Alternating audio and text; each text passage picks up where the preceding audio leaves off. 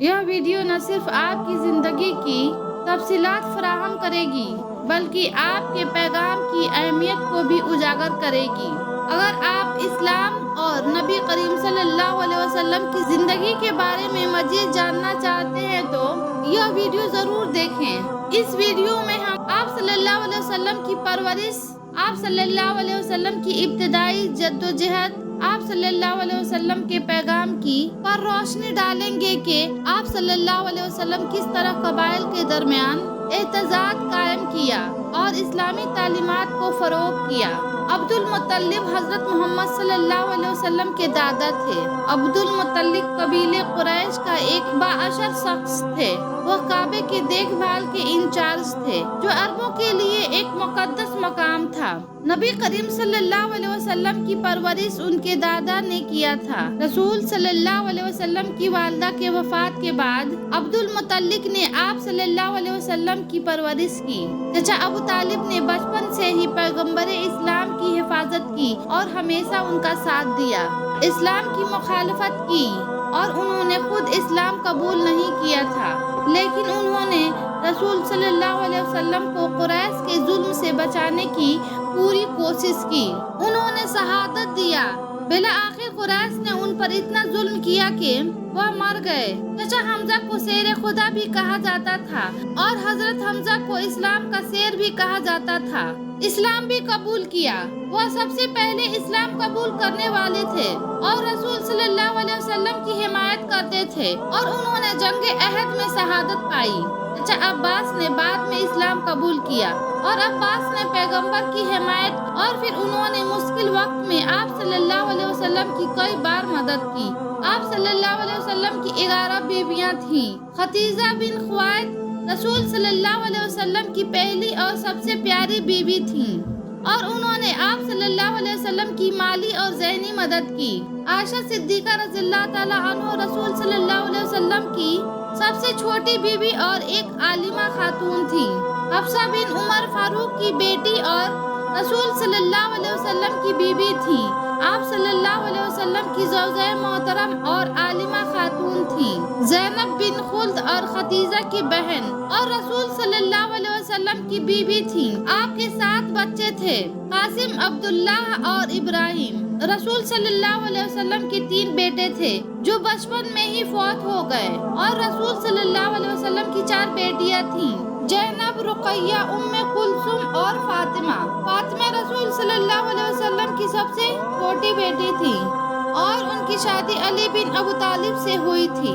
آپ صلی اللہ علیہ وسلم کے خاندان کے افراد کے ناموں کے بارے میں کچھ اہم چیزیں۔ کنت عرب میں لوگ اپنے بچوں کے نام سے پکارے جاتے تھے۔ مثال کے طور پر آپ صلی اللہ علیہ وسلم کو ابو قاسم کہا جاتا تھا کیونکہ آپ کا پہلا بیٹا قاسم تھا۔ لوگوں کے کچھ کنت بھی تھے۔ مثال کے طور پر آپ صلی اللہ علیہ وسلم کو محمد کنت، محمد الامین، دنیا کا سب سے قابل اعتبار آدمی کہا جاتا تھا۔ آپ کے خاندان کے افراد کی زندگی بہت دلچسپ اور اہم تھی۔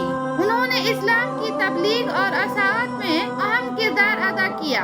انہوں نے بہت سی مشکلات کا سامنا کیا، لیکن اپنے ایمان سے کبھی انحراف نہیں کیا۔ قبائل کے درمیان اتحاد۔ اس وقت کے عرب معاشرے میں شادی کا ایک سماجی اور سیاسی پہلو بھی تھا۔ مختلف قبائل کے درمیان رشتوں کو مضبوط کرنے کے لیے شادیوں کا انتظام کیا جاتا تھا۔ مثال کے طور پر خدیجہ بن خویلد سے شادی کر کے قریش کے ساتھ تعلقات استوار کیے تھے۔ انہوں نے خواتین کے حقوق کو بہت اہمیت دی اور انہوں نے شادی کے ذریعے تحفظ اور عزت فراہم کی۔ مثال کے طور پر رسول صلی اللہ علیہ وسلم نے بہت سی بیوائیں اور یتیم لڑکیوں سے شادی کی۔ انہوں نے معاشرے میں ایک باوقار مقام دیا۔ اسلامی ریاست کا قیام۔ آپ صلی اللہ علیہ وسلم نے اسلامی ریاست قائم کرنے کی اور مختلف قبائل سے آنے والی خواتینوں سے شادی کر کے اس ریاست کو بھی مضبوط کیا۔ مثال کے طور پر نبی کریم صلی اللہ علیہ وسلم نے بہت سی سیاسی شادیاں کی۔ اس طرح مختلف قبائل کی حمایت حاصل کی۔ اسلامی تعلیمات کی تبلیغ۔ رسول صلی اللہ علیہ وسلم اپنی ازواج مطہرات کے ذریعے اسلامی تعلیمات اور تبلیغ کی۔ آپ کی ازواج اسلام کا بہترین نمایاں تھیں اور ताकीब करती थीं। आप सल्लल्लाहु अलैहि वसल्लम की शादियों के बारे में चंद अहम हकायत। रसूल सल्लल्लाहु अलैहि वसल्लम की अज़वाज को उम्महातुल मोमिनीन, मोमिनों की माएँ कहा जाता है। उनकी ज्यादातर बीवियां बेवा या यतीम थीं। आप सल्लल्लाहु अलैहि वसल्लम की शादियां सियासी, समाजी और मजहबी वजूहात की बिना पर हुई। आपके नबी करीम सल्लल्लाहु अलैहि वसल्लम की जिंदगी में कोई दिखावा, ऐश व इशरत नहीं थी। आप सल्लल्लाहु अलैहि वसल्लम की शादी के बारे में कुछ गलत फहमियाँ। आप सल्लल्लाहु अलैहि वसल्लम ने अपनी शादियों से सिर्फ अपनी औलादें पैदा की, यह सरासर गलत है। रसूल सल्लल्लाहु अलैहि वसल्लम ने कई और वजूहात के बिना पर निकाह किया, जिनका जिक्र ऊपर किया जा चुका है। आपके नबी की शादियाँ इस्लाम के खिलाफ थी, यह भी एक गलत फहमी है। रसूल सल्लल्लाहु अलैहि वसल्लम की शादियाँ मुकम्मल तौर पर इस्लामी उसूल के मुताबिक थी। आप सल्लल्लाहु अलैहि वसल्लम के बारे में बहुत कुछ सीखने को है। इनकी शादियों से हमें मालूम होता है कि शादी का मकसद सिर्फ औलाद पैदा करना नहीं है, बल्कि उसमें बहुत सी दूसरी समाजी, सियासी और मजहबी मकासद भी शामिल हो सकते हैं। आप सल्लल्लाहु अलैहि वसल्लम की अज़वाजी जिंदगियों से हमें यह भी मालूम होता है कि औरतों के हकूक को कितनी अहमियत देनी चाहिए। अगर वीडियो पसंद आए तो हमारे चैनल को सब्सक्राइब करें, शेयर करें और कमेंट करना ना भूलें। हज़रत मूसा अलैहिस्सलाम का किस्सा कुरान मजीद में मुख्तलिफ सूरतों में बयान किया गया है, जो ईमान, हिदायत और सब्र की एक अजीम मिसाल है। हज़रत मूसा अलैहिस्सलाम का ताल्लुक बनी इसराइल से था और उनका ज़माना मिस्र के जालिम बादशाह फिरौन के दौर का था। फिरौन एक बहुत ही जालिम और सरकश बादशाह था, जो अपने आप को खुदा कहलवाता था। इसने बनी इसराइल को गुलाम बना रखा था और उन पर जुल्म और सितम का पहाड़ तोड़ता था। मूसा अलैहिस्सलाम की पैदाइश और फिरौन का खौफ। हज़रत मूसा अलैहिस्सलाम की पैदाइश के कबल फिरौन को एक ख्वाब आया, जिसकी ताबीर में उसे बताया गया कि बनी इसराइल का एक बच्चा पैदा होगा जो उसकी सल्तनत के लिए खतरा बनेगा, और इस बात पर फिरौन ने हुक्म दिया कि बनी इसराइल के हर नामालूद लड़के को कत्ल कर दिया जाए। हज़रत मूसा अलैहिस्सलाम की वालिदा को अल्लाह ताला ने वही की कि वह अपने बेटे को एक संदूक में रखकर दरिया में छोड़ दे। अल्लाह ताला ने दरिया को हुक्म दिया कि वह संदूक फिरौन के महल के करीब पहुंचा दे। फिरौन के घर में परवरिश। हज़रत मूसा अलैहिस्सलाम की परवरिश खुद फिरौन के घर में हुई। फिरौन की बीवी हज़रत आयशा एक नेक खातून थी।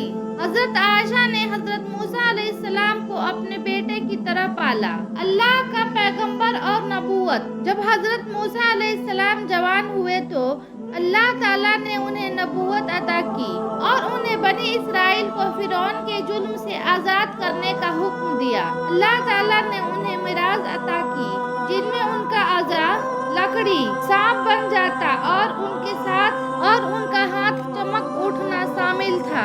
जब हज़रत मूसा अलैहिस्सलाम फिरौन के दरबार में गए और उसे अल्लाह का पैगाम सुनाया कि अल्लाह ही वाहिद माबूद है और वह लोगों को जुल्म और सितम से बाज आए, फिरौन ने इनकार किया और हज़रत मूसा अलैहिस्सलाम को जादूगर कहकर उनकी मुखालिफत की।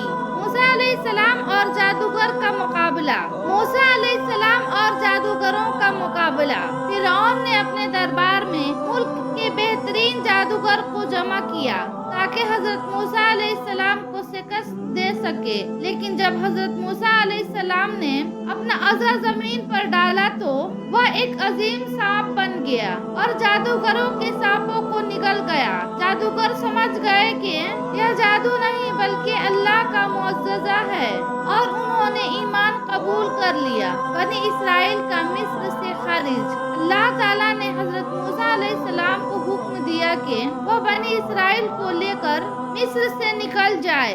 फिरौन ने उनका ताक़ब, लेकिन अल्लाह ताला ने हज़रत मूसा علیہ السلام کے لیے سمندر کو 2 حصوں میں تقسیم کر دیا اور بنی اسرائیل پار ہو گئے۔ جب فرعون اور اس کا لشکر اس راستے کو عبور کرنے کی کوشش کی تو سمندر دوبارہ اپنی جگہ پر آ گیا اور فرعون اپنے لشکر کے سمیت غرق ہو گیا۔ حضرت موسیٰ علیہ السلام کا دور نبوت۔ بنی اسرائیل کو آزاد کرانے کے بعد حضرت موسیٰ علیہ السلام نے انہیں اللہ کی ہدایت پر عمل کرنے کی دعوت دی اور اللہ تعالیٰ کی طرف سے احکامات اور شرائط بھی نازل کی گئی، جس میں توریت بھی شامل ہے۔ حضرت موسیٰ علیہ السلام کا قصہ ہمیں یہ سکھاتا ہے کہ ایمان، صبر اور اللہ پر بھروسہ کرتے ہوئے انسان بڑے سے بڑے چیلنجوں کا سامنا کر سکتا ہے اور اللہ کی مدد سے کامیابی حاصل کر سکتا ہے۔ قرآن مجید میں حضرت موسیٰ علیہ السلام اور فرعون کا قصہ ایک اہم سبق ہے جو ایمان، توکل اور ظالم کے خلاف جدوجہد واضح کرتا ہے۔ اس قصہ میں اللہ تعالیٰ نے حضرت موسیٰ علیہ السلام کو فرعون کی سرکشی اور ظالم کے خلاف کھڑا ہونے کا حکم دیا اور انہوں نے نبوت عطا کی۔ حضرت موسیٰ علیہ السلام کو شروع میں فرعون کا سامنا کرنے میں تردد ہوا، مگر اللہ نے انہیں اور ان کے بھائی حضرت ہارون علیہ السلام کو ہمت دی۔ یہ ہمیں سکھاتا ہے کہ اللہ کی مدد ہو تو ہمیں کسی بڑے سے بڑے دشمن کا سامنا کرنے سے گھبرانا نہیں چاہیے۔ فرعون نے بنی اسرائیل پر ظلم کیا اور انہیں غلام بنا رکھا تھا۔ حضرت موسیٰ علیہ السلام کا مشن بنی اسرائیل کو آزاد کرانا تھا۔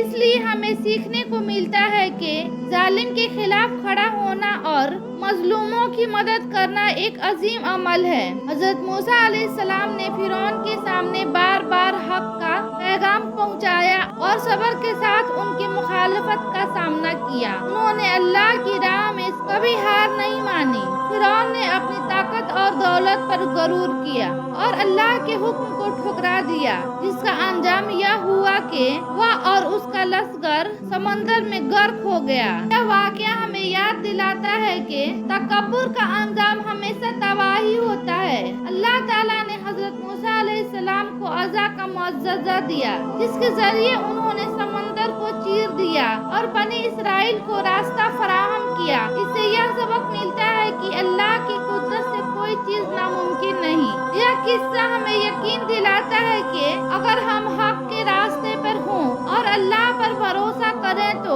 اللہ ہماری مدد ضرور کرے گا۔ فرعون جیسا طاقتور ظالم بھی اللہ کی قدرت کے آگے کچھ نہیں۔ اس لیے ہمیں ایمان، صبر اور تقوی کے ساتھ زندگی گزارنا چاہیے۔ اگر ویڈیو پسند آئے تو دیکھنے کے لیے شکریہ۔